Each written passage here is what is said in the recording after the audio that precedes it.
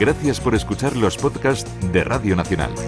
Acceda a todos los programas en rtv.es/a la carta.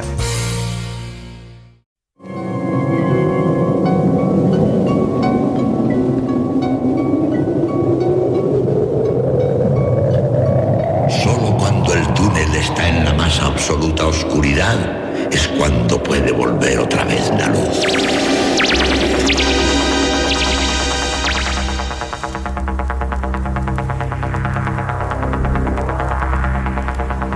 Estás entrando en el espacio en blanco. Una puerta a nuevas dimensiones de la existencia. Una nueva perspectiva sobre la realidad. Espacio en blanco.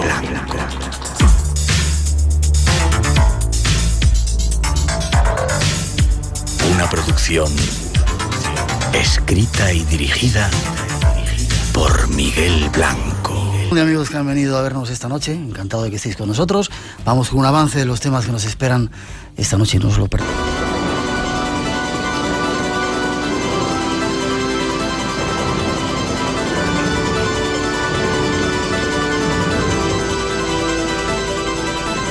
Y saludar a nuestro primer invitado, a nuestro compañero, se lo debíamos, Miguel Pedrero. ¿Cómo estás?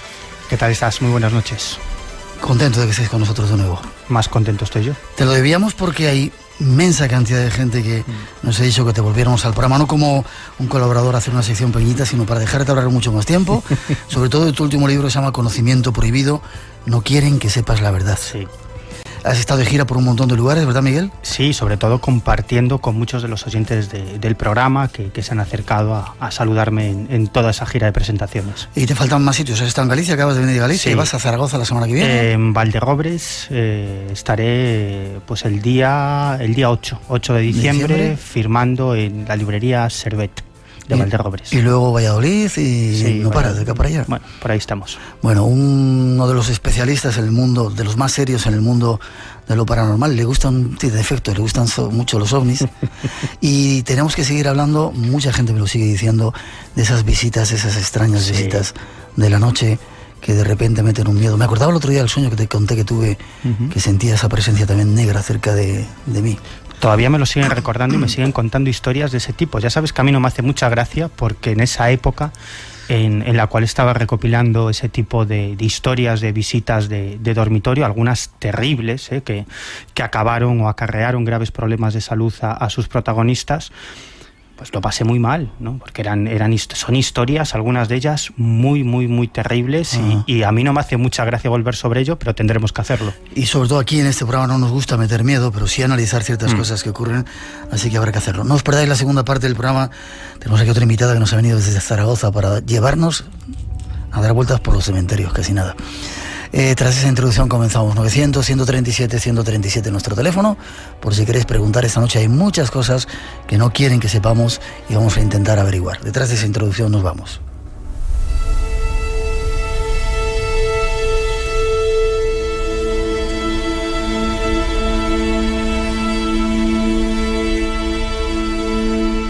En 1953, Harold Urey y Stanley Miller, dos científicos de la Universidad de Chicago en Estados Unidos, llevaron a cabo un experimento calificado por la prensa del momento como el más sorprendente de todos los ensayos.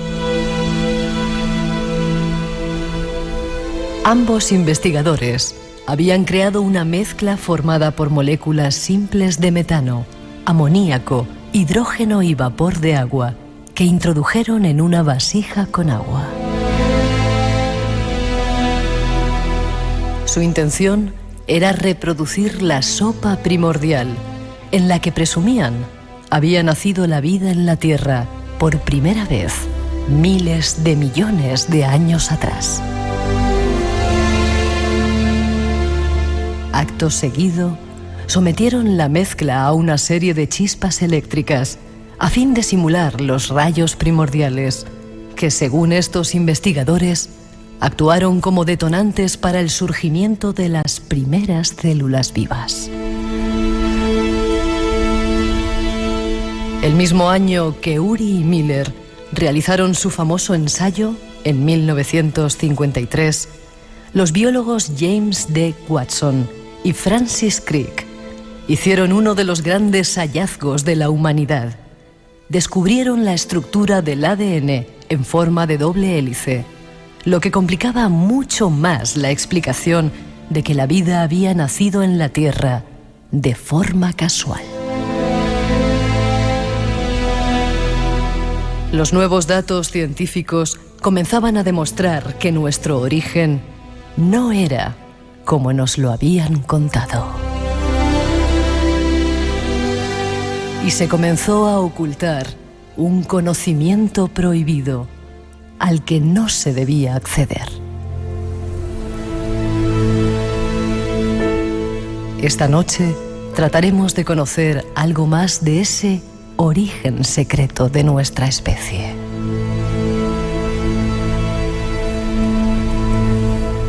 Hay muchas cosas, Miguel, que no quieren que sepamos.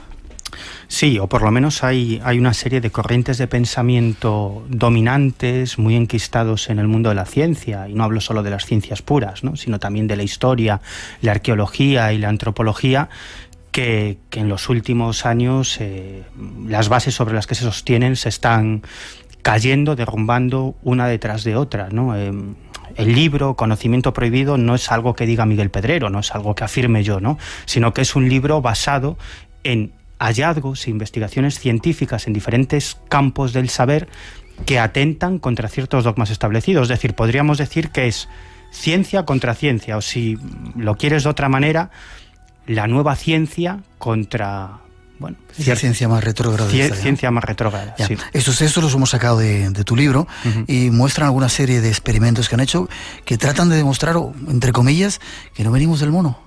¿De esa teoría evolutiva de Darwin? No, bueno, desde mi punto de vista eso parece bastante claro. La teoría darwinista explica muchas... No nos crió Dios tampoco. Eso vamos a dejarlo. Vamos a dejarlo. Eso es otra cuestión. No, la teoría darwinista explica muchas cosas, ¿no? El problema es que pueda explicar el surgimiento de la primera célula, ¿no? En la introducción escuchábamos ese famoso experimento de la sopa primordial que todos escuchamos o que todos estudiamos en el colegio, pero que no explica absolutamente nada, ¿no? Como decía Alfred Hoyle, uno de los grandes astrofísicos de la historia, él fue director del Instituto de Astronomía de Cambridge, pues Fred Hoyle decía: ustedes pueden hacer el experimento de la sopa primordial en la bañera de su casa, que al final lo único que obtendrán es un montón de mierda. Y es verdad, con perdón, y es verdad, no demuestra absolutamente nada, ¿no? Cuando uno lee un poco sobre la complejidad de la célula, pues es que es algo absolutamente extraordinario. En el mismo año, como escuchábamos también en la introducción, Crick y Watson descubren la estructura del ADN en forma de doble hélice. Ganaron el premio Nobel de Medicina por ello en el año 1962. ¿Eso qué significa? Eso, perdóname que yo no tengo mucha idea, de la doble hélice. Bueno, pues es descubrir exactamente la forma del ADN y toda una serie de características del ADN, ¿no? Abrió de par en par las puertas a ese campo que es la ingeniería genética y todo lo que ello conlleva, ¿no? Y Watson y Crick se quedaron absolutamente sorprendidos por ello. Cada uno luego tomó derroteros distintos, ¿no? Watson fue, por ejemplo, ocupó el cargo de director del proyecto Genoma Humano, que nació en el año 1990 con un presupuesto, una barbaridad, 280.000 millones de dólares, y este proyecto logró identificar los 25.000 genes de los que está formado el ser humano. Watson siempre tuvo un carácter más conservador, pero Crick era muchísimo más incisivo. Y en el año 1973, es decir, unos 20 años después de su descubrimiento, publicó junto a un químico muy conocido, Leslie Orgel, un artículo, una revista científica en el que defendía que la única posibilidad para explicar el surgimiento de la vida en la Tierra, es decir, el surgimiento del ADN, es que llegara a bordo de una nave extraterrestre. Y esto lo mantuvo hasta el final de sus días. En el año 2004 lo entrevistaron, fue la última entrevista que concedió porque falleció unos meses después, y volvió a incidir sobre lo mismo, que esa era la única posibilidad desde su punto de vista para explicar el origen de la vida en la Tierra.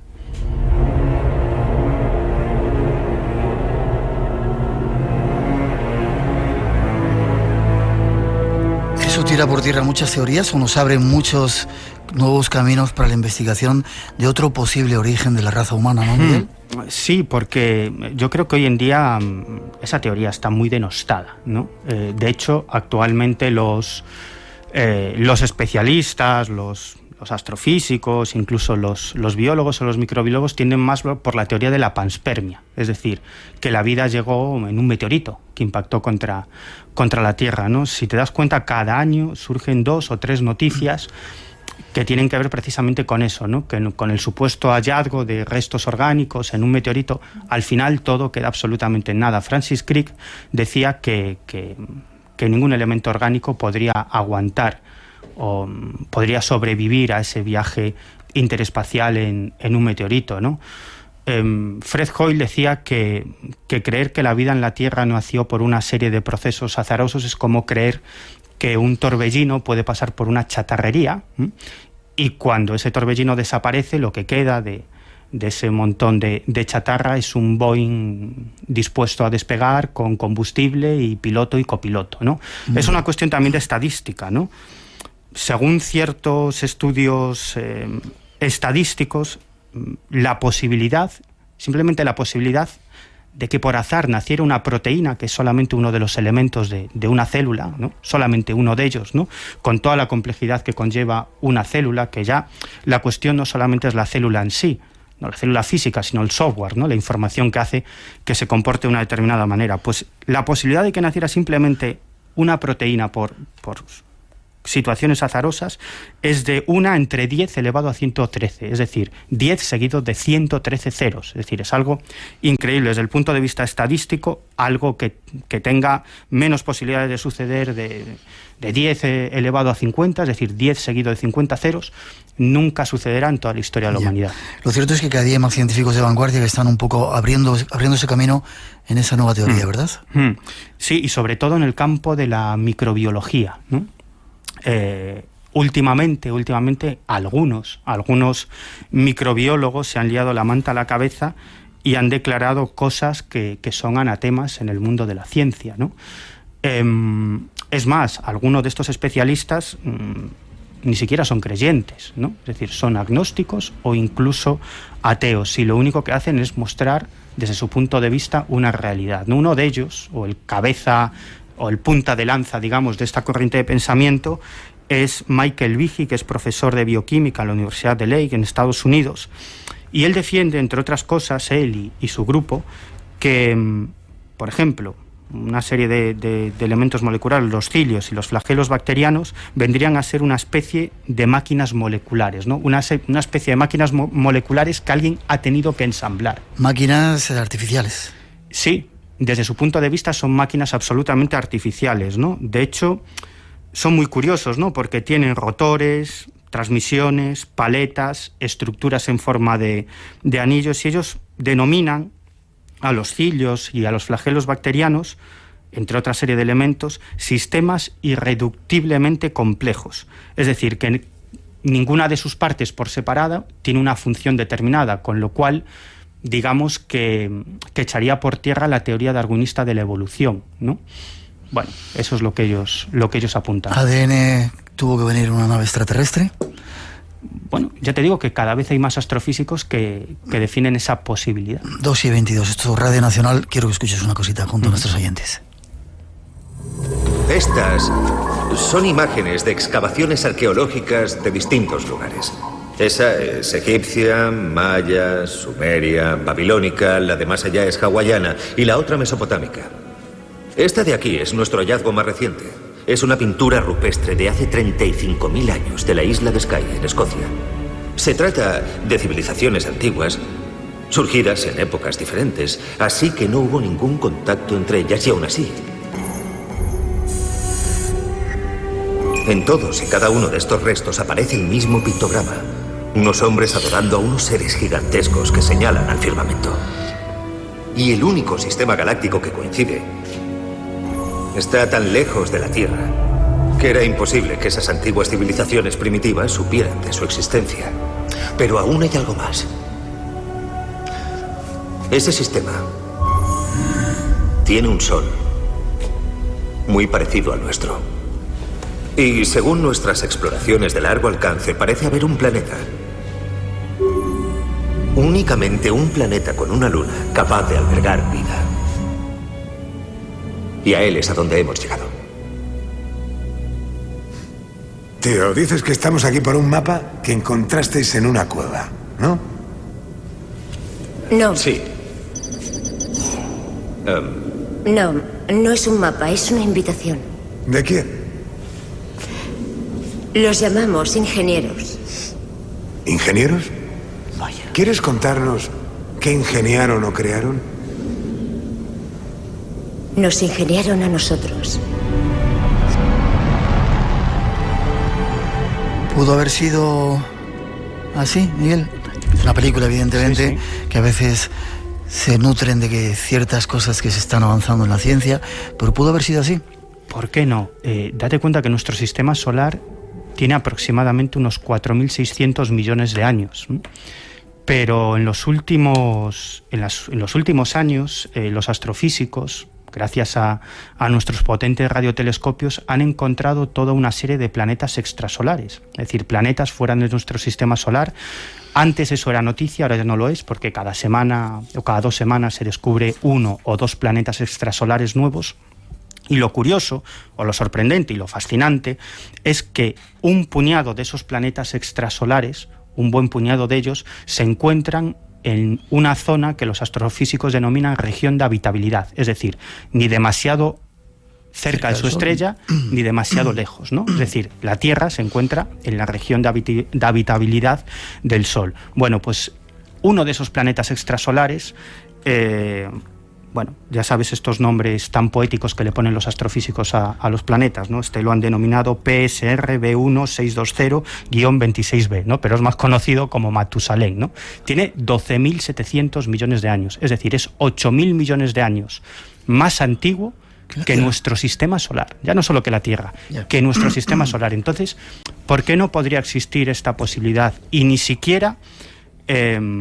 bueno, tendrían por qué dejar un mapa en una cueva, un mapa dibujado en la pared, que podría ser una invitación para visitarlos, ¿no? Actualmente hay algunos astrofísicos que plantean hipótesis mucho más fascinantes. Uno de ellos, Paul Davies, ¿no? Que es el presidente del grupo de trabajo del SETI, encargado de la búsqueda de señales extraterrestres, ¿no? Y él plantea una hipótesis, dice que quizás ese mensaje extraterrestre se encuentra en nuestro propio ADN, ¿no? Él plantea la posibilidad de que quizás en un remoto pasado una civilización extraterrestre infectó nuestro ADN, ¿no? Con un virus, ¿no? Y ese virus lo que contenía es una serie de información que acabó en nuestro ADN, en lo que hoy en día se ha llamado ADN basura, ¿no? Que es gran parte de ese ADN que en realidad cada vez se sabe un poco más de qué va la historia, pero el nombre de basura, ¿no? Vendría a significar que tampoco parece que tenga gran importancia, ¿no? Pues según Paul Davies plantea esa posibilidad, que es casi el principio de un guión, de una serie de ciencia ficción, que quizás esa información esté contenida en nuestro ADN, como digo, infectado por un virus extraterrestre, y solamente podremos decodificar ese mensaje cuando consigamos cierto desarrollo tecnológico, ¿no? y ciertos avances genéticos en el campo de la genética, ¿no? Quizás, plantea Paul Davies, cuando logremos desentrañar el misterio del ADN basura, quizás nos encontremos con un mensaje extraterrestre. Y a lo mejor esos seres creadores que estuvieron por ahí dejaron pruebas. Vamos a ver si las vemos en esa segunda parte. 2:28, 1:28 en las Islas Canarias. Espacio en Blanco. Tu cita con el misterio en Radio Nacional.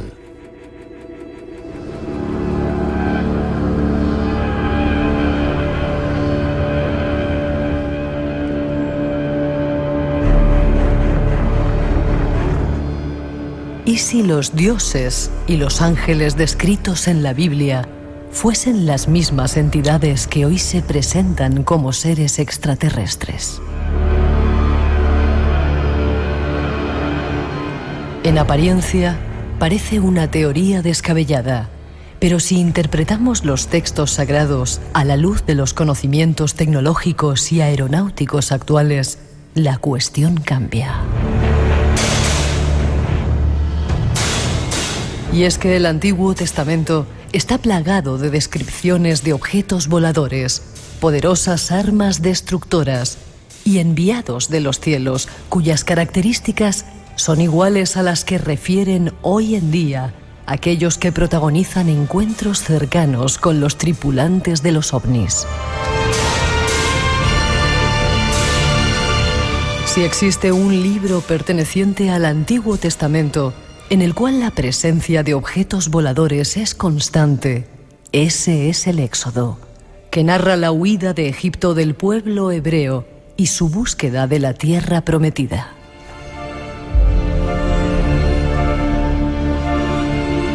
El mismísimo Dios Yahvé eligió a Moisés para llevar a cabo tal cometido. Este mantenía permanente contacto con Dios, que avanzaba delante del pueblo elegido, abriendo el camino. Lo verdaderamente sorprendente es que si analizamos lo narrado en el Éxodo con ojos de un habitante del mundo en pleno siglo XXI, no tendremos más remedio que llegar a la conclusión de que Yahvé en realidad era un objeto volador. El primer encuentro de Moisés con Yahvé ya da que pensar.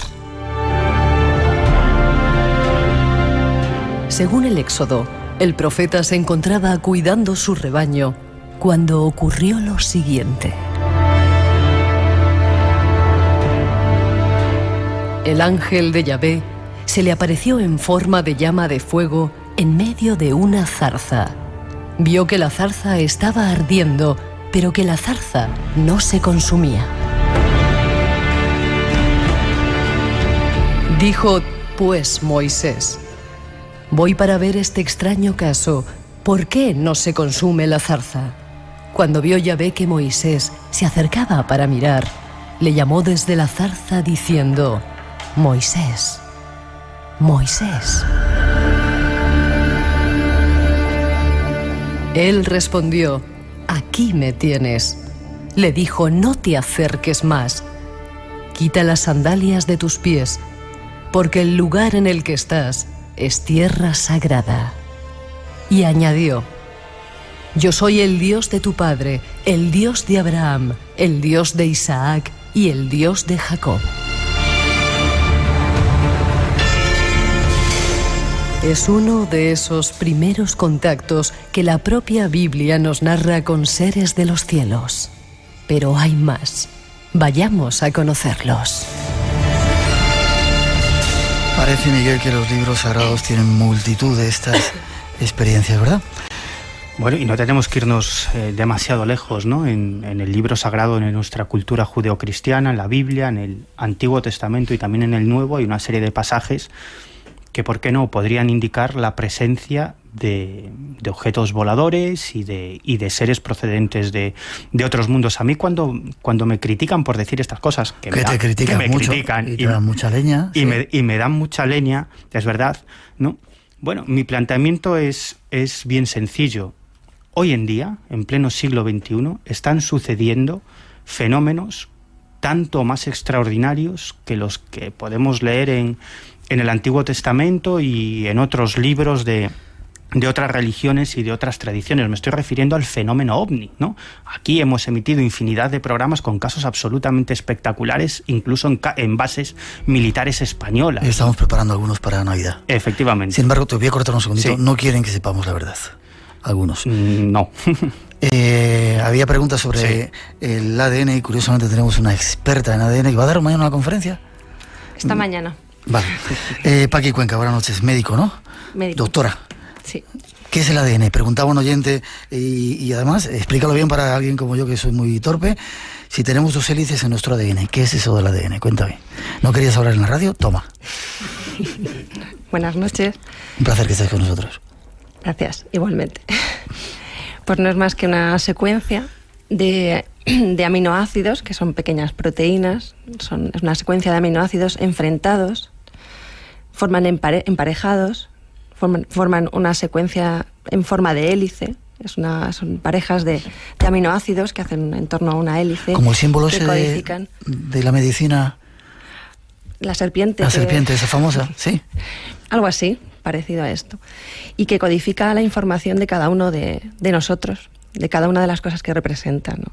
Entonces, cada aminoácido, esos aminoácidos que tienen sus nombres, metionina, adenosina, tiamina, esa secuencia de cada uno de esos aminoácidos pues dan esa información precisa de cada uno de nosotros. De que sea rubio, alto, de que tengas ojos verdes o azules. Uh-huh. Sí. Y es lo que conforma pues cada uno de los cromosomas. Ya, y se forma por la unión de... Cuando hay un acto sexual, padre y madre son los que aportan esa información al ADN.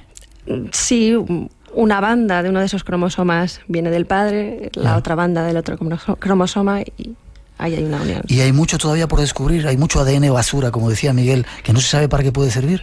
Sería un poco, no sé, estúpido que la naturaleza creara algo que no sirve para nada, ¿no? ¿O no estás de acuerdo con eso? Hay muchas secuencias que están sin descubrir, sin conocer. Lo de que sean basura, eso... A lo mejor es que no sabemos para qué sirven. ¿Todavía? Todavía. Vale, gracias. 2:35, 1:35 en las Islas Canarias.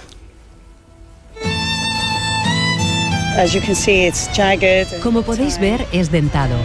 Alberga mucha vida salvaje. Nómadas. Los acantilados de Moher, uno de los paisajes más asombrosos de la Tierra, en el condado de Clare. Al ver estos campos verdes, comprendes que la lluvia hace bien. Nómadas. Con Álvaro Soto. Un fin de semana irlandés por la ruta costera del Atlántico. Los domingos a las 7 de la mañana en Radio Nacional. Y después de esa invitación a que sigáis con Nómadas, estamos en el espacio en blanco con Miguel Pedrero. Volvemos a ti, Miguel. Sí. Menos mal que no se ha metido mucho contigo. Ha sido buena. Sí. Decíamos, Yahvé, una nave espacial. No sé si sería exactamente eso, o que Yahvé iba en una nave espacial, decíamos en ese entonces. No. Yahvé era un objeto volador, ¿no?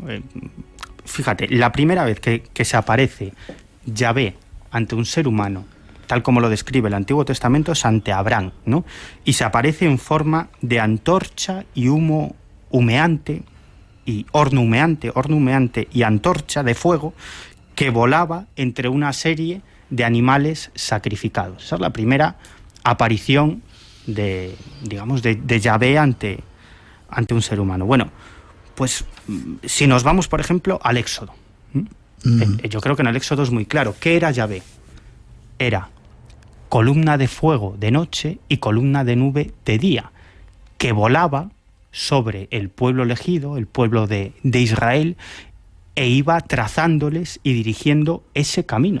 ¿Y les hablaba de alguna manera? Sí, claro, no solamente les hablaba en determinados pasajes, ¿no? Sobre todo se comunicaba con ese hombre contacto que era Moisés, sino que también los alimentaba. Era el maná, ¿eh? Que partía de esa columna de nube o columna de fuego. Cuando esa columna de nube o columna de fuego, si era de día o de noche, además es curioso, ¿no? Porque el Antiguo Testamento describe perfectamente cómo esa columna de fuego lo que hacía era iluminar el camino del pueblo elegido durante las noches. Y cuando Yahvé o la gloria de Yahvé se paraba, ahí es donde acampaba el pueblo elegido. Ahí levantaban el tabernáculo o tienda del testimonio, que era una especie de santuario móvil donde se encontraban toda una serie de elementos sagrados y, entre otros, pues uno sobre el que se han escrito... El Arca de la Alianza. Claro, millones y millones de líneas documentales y todo lo que te puedas imaginar, que es el Arca de la Alianza, que... Atento, viene una burrada. Sí, es verdad, pero... ¿Para algunos era? Sí, lo voy a decir, pero... Dilo.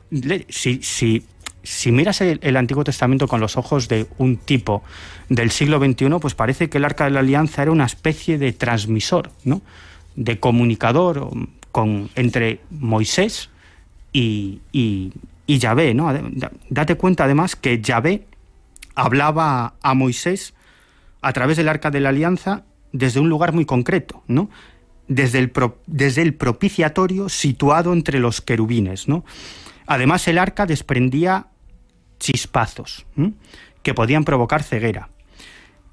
Yahvé había prohibido que se aproximaran o tocaran el Arca de la Alianza las personas que no debían hacerlo, porque morirían de una especie de lepra, ¿no? Lo que nos radioactividad. Sí, lo que nos recuerda mucho a la muerte por estar expuesto a la radioactividad. Es curioso que solamente se podían acercar ciertos, además de Moisés, ciertos sacerdotes elegidos que tenían que ir ataviados con una serie de ropajes especiales, ¿no? Constituidos, eran una serie de ropajes constituidos por diferentes metales, ¿no? Hay quien ha llegado a preguntarse si se trataba quizás de algún tipo de metales aislantes ante esa radiación.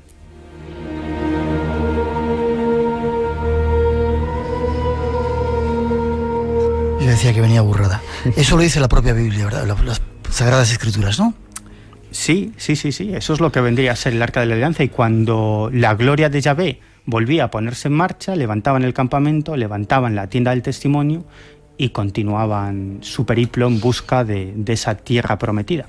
Vale, ese es uno de los pasajes. Hay algunos más, ¿no? ¿Y un viaje espacial o un viaje, no sé cómo llamarlo, de Enoch? Bueno, espera, hay un pasaje antes del de Enoch que es absolutamente increíble, ¿no? Y es cuando Moisés entra en la gloria de Yahvé, ¿no? Entra en ese objeto volador. Yahvé advierte que descenderá en forma de densa nube sobre el Sinaí, ¿no? Y que durante 2 días el pueblo elegido debe prepararse para ese contacto en la cima del monte Sinaí y deben realizar una serie de rituales para purificarse, ¿no? Advierte que en el momento que tome tierra sobre el monte Sinaí no debe subir al monte ni tocarlo ninguna persona, porque quien lo haga morirá. Y es más, advierte que quien toque a esa persona que ha muerto por desobedecer a Yahvé y acercarse demasiado al monte o tocarlo, también morirá. E incluso advierte que esos individuos deben ser enterrados lejos del resto de los mortales, ¿no? Es decir, no nos recuerda esto, quizás, ¿por qué no? A la muerte por radiación, y cuando una persona es expuesta a una fuente de radiación importante y tiene que ser aislado, ¿no? Al tercer día es cuando se produce ese contacto, ¿no? Tienen lugar una serie de truenos, relámpagos. El Antiguo Testamento describe que se escucha un poderoso resonar de trompeta al tiempo que Yahvé desciende en forma de fuego, ¿no? Curioso, ahí lo dejo. No voy a dar más interpretaciones. Muy parecido a lo que podemos ver hoy, interpretar cuando alguien ve un ovni o tiene una experiencia como esa. Sí, cuando alguien ve un ovni, o incluso el sonido de algún sistema de propulsión aterrizando en el monte Sinaí. Y a la vez que iba tomando tierra, del monte ascendía humo, ¿no? Como si alguna fuerza de propulsión pues moviera la tierra o moviera la arena de la cima del Sinaí, ¿no? Estuvo 6 días sobre el monte y al 7º llamó a Moisés y a su ayudante Sinué, ¿no? Ellos subieron al monte y estuvieron dentro de esa gloria de Yahvé, de ese objeto volador en forma de fuego, 40 días y 40 noches, ¿no? Ahí dentro no sabemos lo que ocurrió, el Antiguo Testamento no especifica demasiado, pero Josué y Moisés bajaron con las tablas de la ley, una serie de planos muy concretos e indicaciones para levantar el tabernáculo, ese santuario móvil, y también con una serie de normas y obligaciones de obligatorio cumplimiento para el pueblo elegido. Esta noche, en Espacio en Blanco. Los cementerios, esos lugares llenos de leyendas, provocan miedo, incertidumbre y hasta sorpresa. 2:42, 1:42 en las Islas Canarias. No solamente hay este caso en la Biblia, hay otros cuantos. Luego me quiero ir a un lugar que tú conoces muy bien, el Tassili, para buscar más pruebas de estos hacedores, ingenieros o dioses, no sé cómo llamarlos. El viaje de Enoch. Bueno, esto también es algo también muy sorprendente, ¿no? De hecho, en el libro, en Conocimiento Prohibido, dedico varios capítulos al tema de Enoch y otros profetas del Antiguo Testamento. Elías. Sí, Elías, Ezequiel, que tienen contactos con objetos voladores no identificados. Pero, sin embargo, el caso que acabas de nombrar, el de Enoch, es fascinante. El libro de Enoch es un apócrifo, pero que no por eso es menos importante que los evangelios canónicos que acepta la Iglesia. Cuenta que en un momento determinado Enoch, que es el padre de Matusalén y el abuelo de Noé, se encuentra frente a un muro de cristal rodeado de lenguas de fuego, ¿no? Podría ser alguna clase de objeto volador. Bueno, en un momento determinado, Enoc atraviesa esas lenguas de fuego y dice el libro de Enoc que se encuentra dentro de un palacio. Atención a esto, ¿eh? Estas son palabras de las Sagradas Escrituras. Sí. No te lo inventas tú. No. No, en este caso no de las Sagradas Escrituras, porque es un apócrifo, ¿no?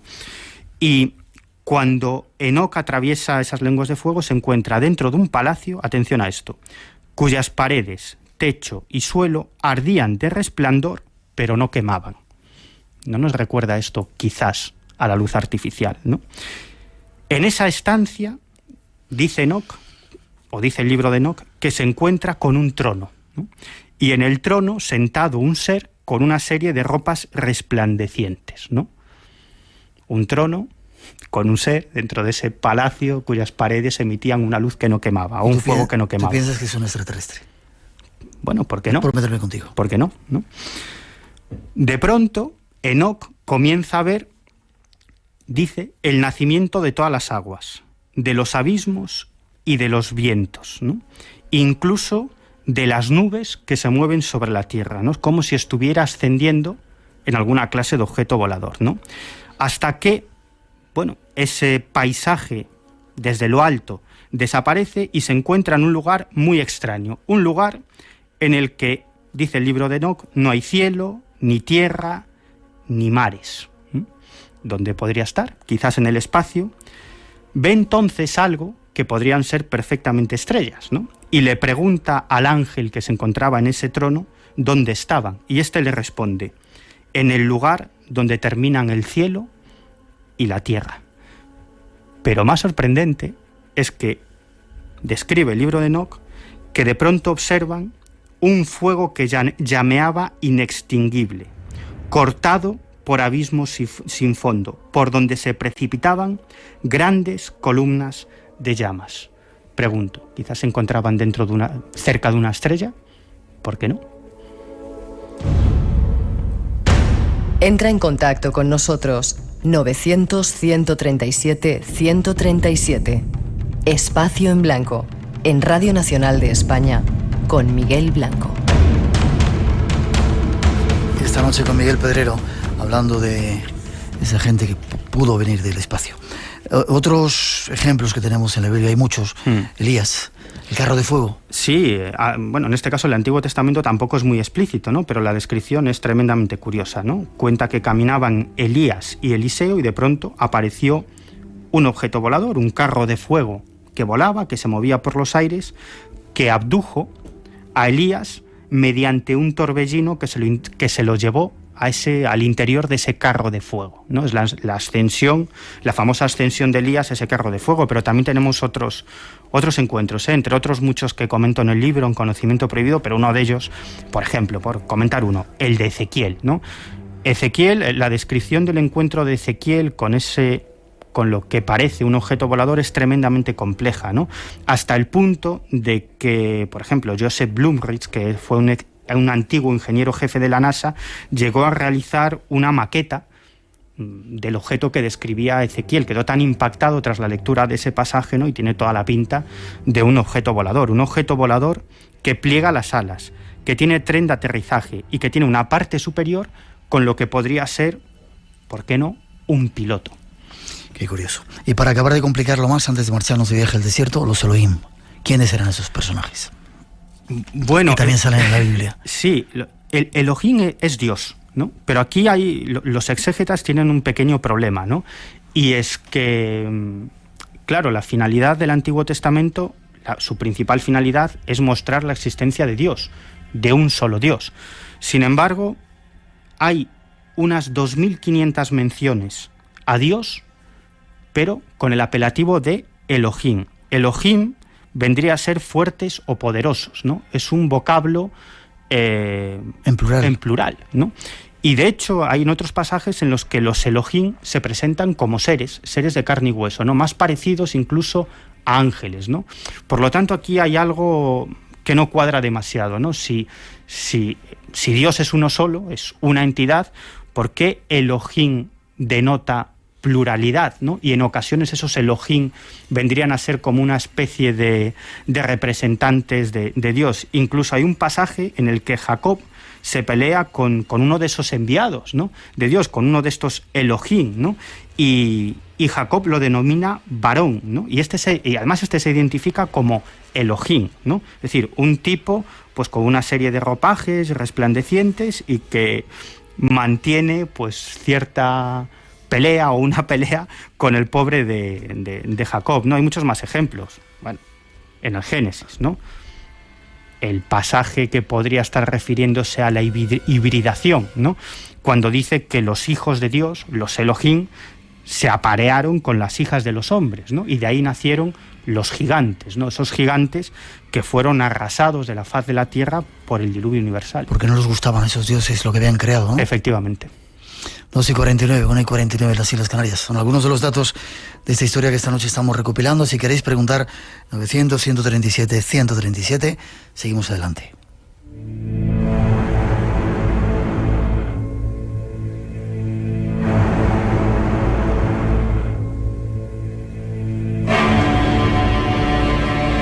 Numerosos vestigios localizados en la región de Tassili, en Argelia, en pleno desierto sahariano, apuntan a una fascinante tesis, que el jardín del Edén al que se refiere el Génesis se encontraba en dicho territorio. La meseta montañosa de Tassili está enclavada en el centro del desierto del Sáhara, hace frontera con Níger y Libia, y su nombre en bereber vendría a significar algo parecido a meseta entre ríos. Esta inhóspita zona se hizo famosa por sus extraños y numerosos grabados. Los dibujos eran ya conocidos desde principios de siglo, pero las pinturas no se descubrieron hasta 1933 y el territorio no fue explorado hasta 1956-57, cuando una expedición francesa, conducida por Henri Lot, regresó con unas copias que despertaron gran interés entre los expertos. Las pinturas de Tassili están a menudo realizadas sobre pinturas más antiguas y se han encontrado hasta 12 capas.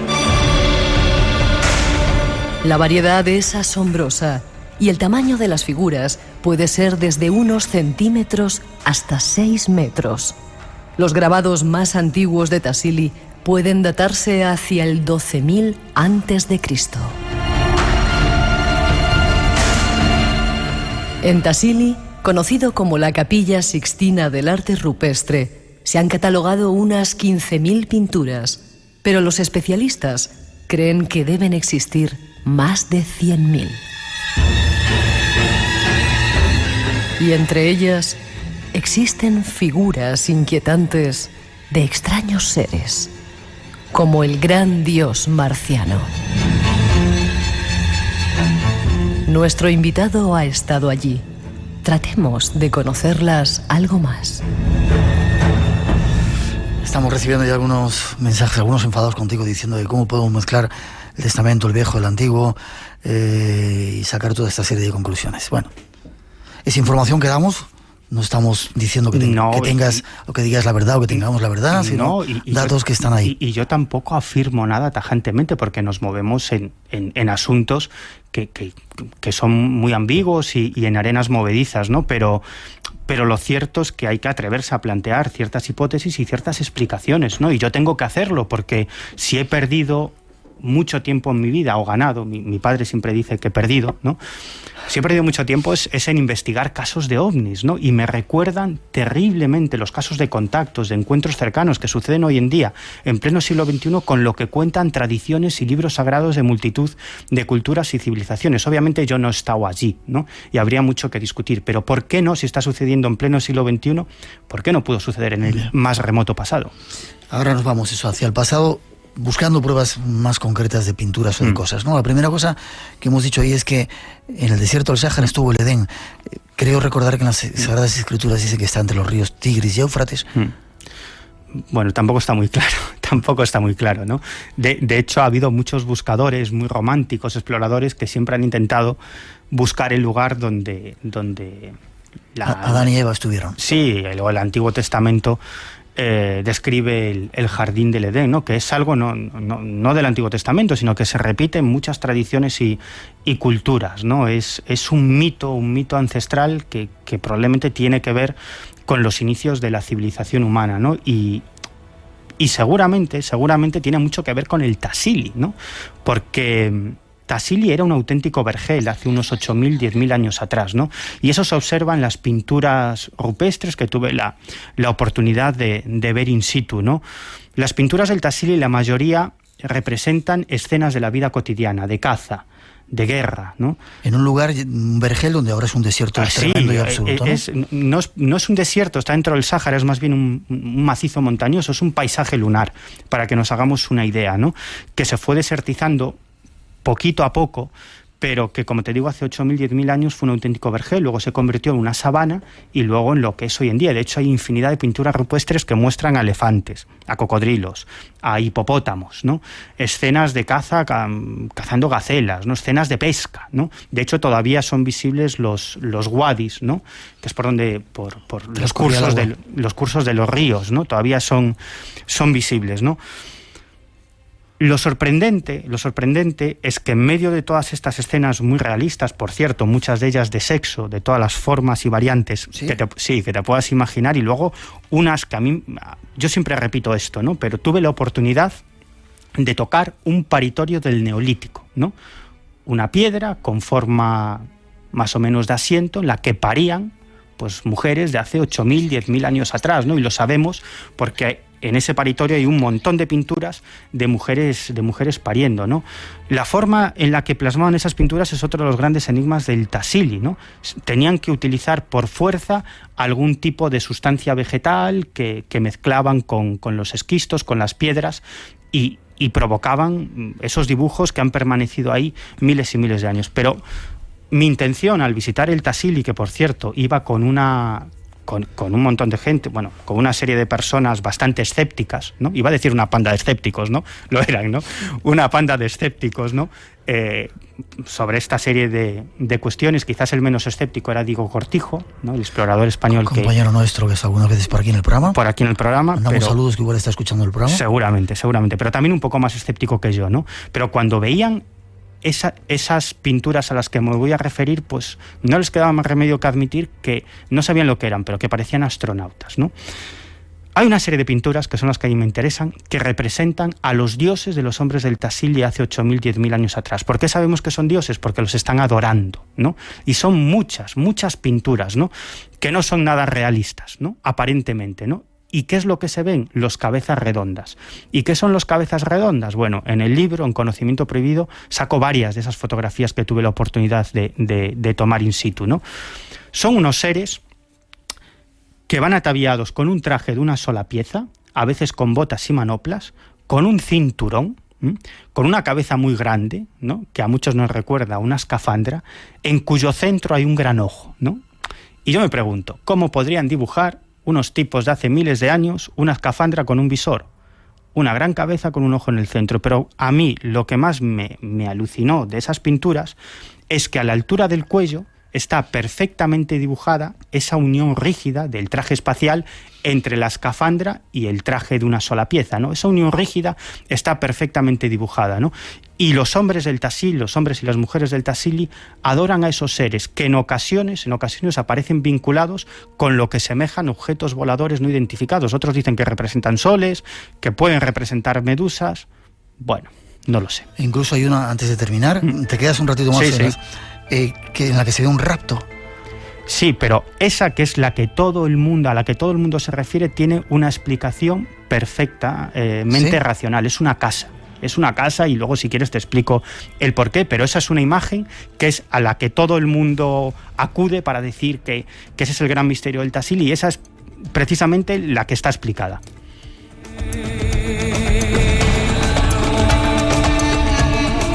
nuestro muro de Facebook vais a poder ver algunas de esas fotografías, si no las habéis visto. Nuestro compañero Miguel Pedrero estuvo allí. ¿Dónde está? ¿En Argelia? O... Sí, en Argelia. Vale. Tenemos que hacer una pausa. Llegarán noticias de las 3, las 2 en las Islas Canarias, pero regresamos enseguida. Seguiremos dando una pequeña vuelta por el mundo buscando pruebas de sus seres. No os perdáis después un paseo por los cementerios que tenemos que hacer y otras cuantas sorpresas que tenemos aquí en el Espacio en Blanco. 900-137-137 nuestro teléfono. Esto es Radio Nacional. No os vayáis, enseguida volvemos.